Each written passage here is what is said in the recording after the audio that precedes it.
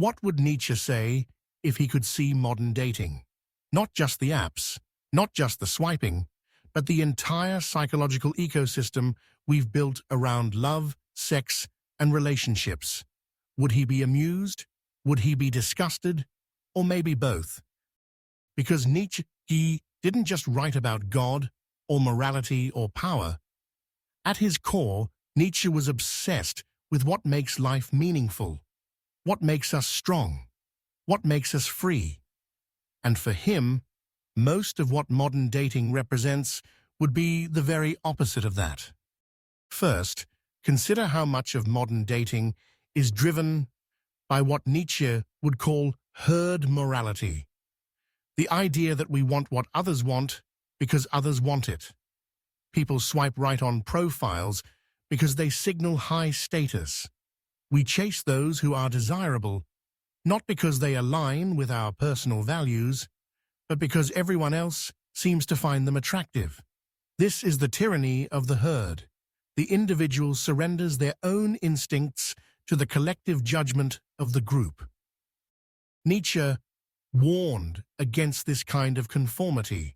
He saw it as a form of spiritual weakness, a refusal to carve out one's own path. Modern dating amplifies this weakness with algorithms that reward conformity. Profiles that get more likes are shown to more people. The system reinforces the same narrow standards of beauty, status, and desirability. In Nietzsche's eyes, this would be a kind of nihilism, not in the sense of nothing matters, but in the sense that we have replaced authentic values with artificial metrics. Even the constant pursuit of validation would trouble him. The endless cycles of texting, ghosting, breadcrumbing, and dopamine-fueled attention-seeking. This isn't about love. It's about momentary power plays, status maneuvers, and ego inflation. Nietzsche believed that the will to power was at the core of human behavior. But this is a shallow, petty version of power. It's not creative power, not the power to build, to transform, to overcome. It's just manipulation for the sake of momentary gratification. Look at the language we use around dating now. Game, strategy, high value, leagues. Everything is transactional. Nietzsche would see this as the decay of higher values into base, reactive instincts.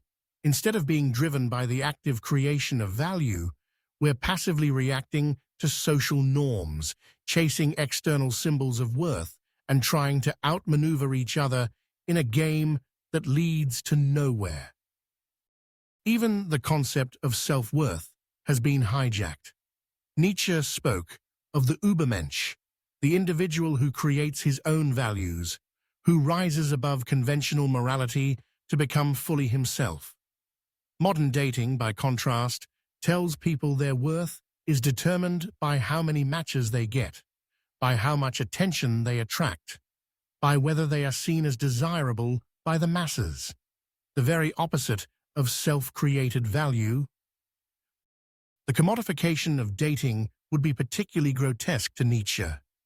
People package themselves like products, profile pictures, curated bios, algorithm-optimized phrases. You are not a person, you are a brand, and your value is determined by your market performance.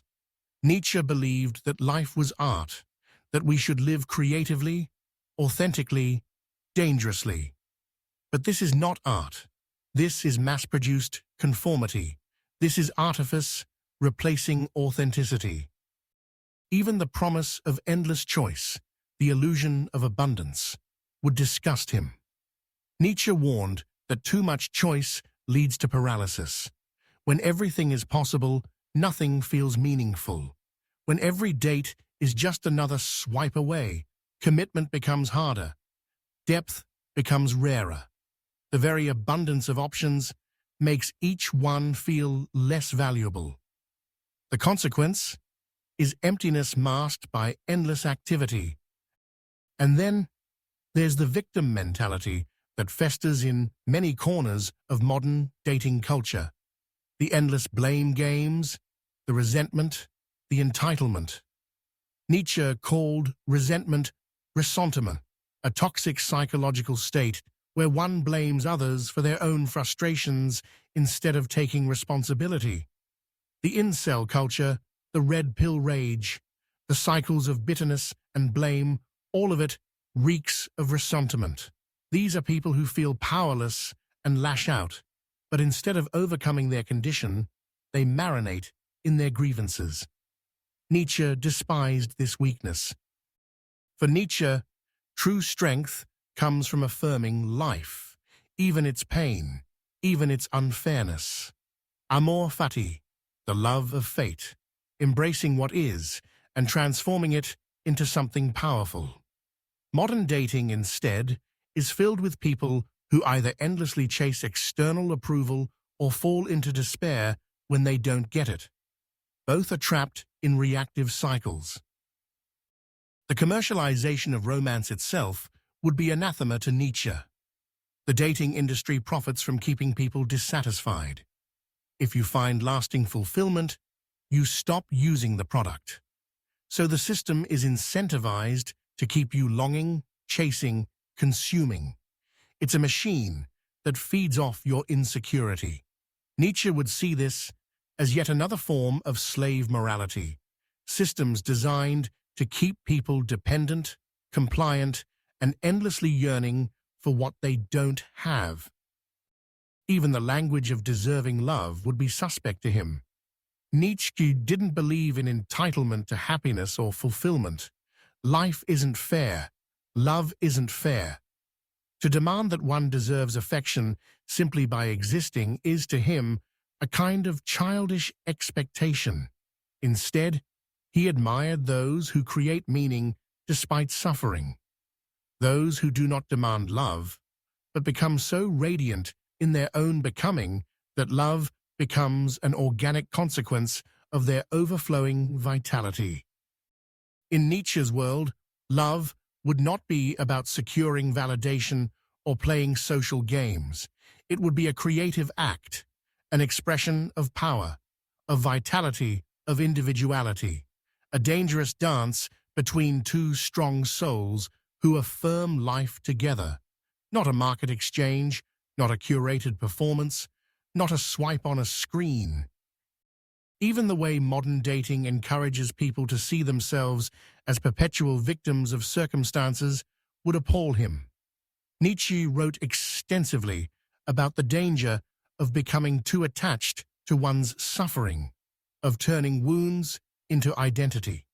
So many people now identify with their heartbreaks, their failed relationships, their rejection stories. This self-victimization becomes a kind of sick currency. But for Nietzsche, suffering should not become a permanent badge. It should be fuel for transformation. He would also likely mock the culture of therapy speak that has invaded dating. Terms like attachment styles, trauma bonds, emotional unavailability, these are attempts to medicalize the natural chaos of human relationships. Nietzsche might see this as another attempt to shield people from confronting raw existence. Instead of facing the tragedy and unpredictability of love head-on, we seek to categorize, diagnose, and pathologize every bump in the road, as if labeling the chaos makes it more manageable. But it doesn't. For Nietzsche, life is tragic, and it is precisely this tragedy that makes love profound. Love is meaningful because it exposes us to vulnerability, because it cannot be controlled, because it demands we risk rejection, heartbreak, loss. Sanitizing it into a therapeutic exercise neuters its power. Love is dangerous, and that's what makes it beautiful. Even the endless optimism and self-help messaging of modern dating would be offensive to Nietzsche. The idea that everyone has a soulmate, that happiness is a birthright, that we can manifest our perfect partner with positive thinking. This would sound to him like the hollow promises of the priests he so despised, cheap hope to comfort the masses. Nietzsche didn't believe in comforting illusions.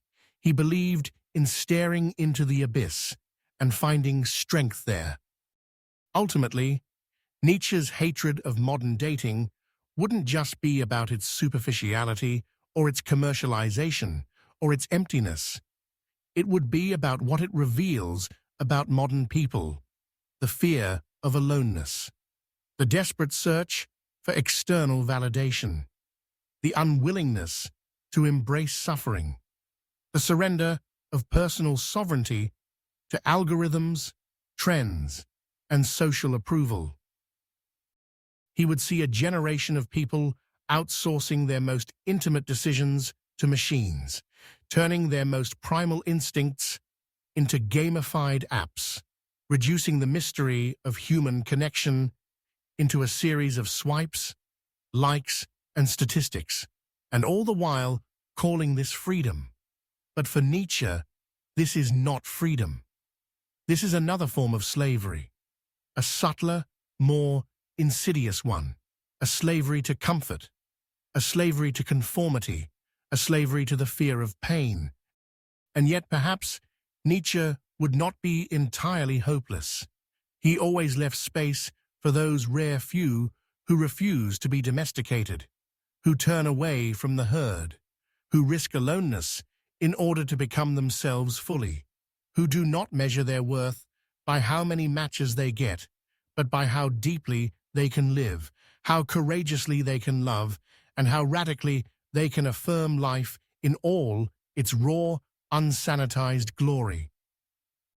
In a world obsessed with safety, convenience, and validation, Nietzsche would remind us the real love worth having is dangerous, uncertain, uncontrollable, but utterly alive.